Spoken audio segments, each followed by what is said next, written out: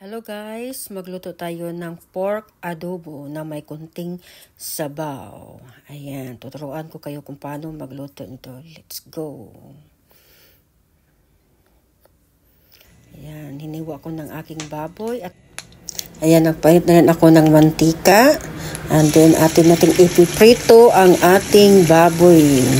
Ayan, kung gusto nyo namang bili, may kunting taba, pwede rin yun. Mas maganda din yung may taba din para sticky ang ating sauce. Pero ang sa akin naman, wala itong taba dahil hindi ako mahilig sa matataba na baboy. Pero okay lang naman yun.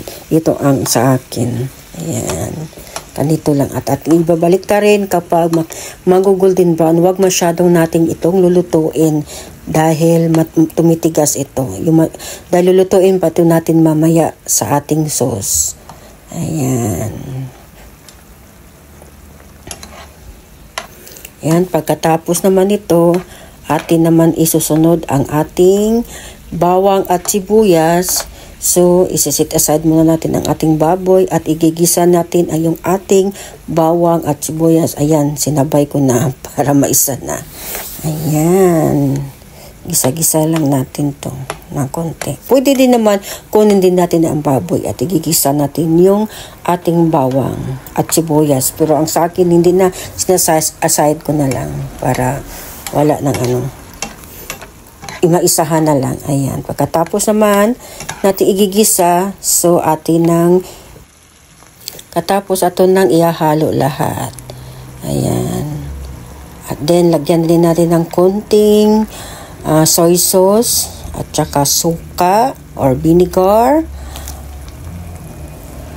Lagyan ko rin ng tubig para pangpalambot lang din ang sa ating baboy at saka yung ating pamintang buo at dahon para pahilasang-lasa ng kunti. Ayan, halo-haloan lang din natin ito. And then, pagkatapos, lalagyan ko na lang din ng paminta at saka yung sugar, kunting sugar lang. Then, asin din, pangpalasa. Kunting asin lang, huwag masyadong maalat. Ayan, at saka natin ito ihalo-halo lahat. Then pagkatapos natin ihalo, atin na itong takpan. And then hintayin na natin itong mag-reduce ng konti ang ating sabaw. Ayan. Ayan, nag-reduce na siya. Ayan, tama na yan. Malapot-lapot na yan or sticky-sticky na. Yan, mag-iwalan tayo ng kunting sabaw para masarap ang ating kain kung may kanin tayo. Ayan, luto na. Thank you guys. Let's eat. Thank you for watching. Diba? Ang sarap tingnan. Thank you, thank you. Thank you for watching. Bye-bye.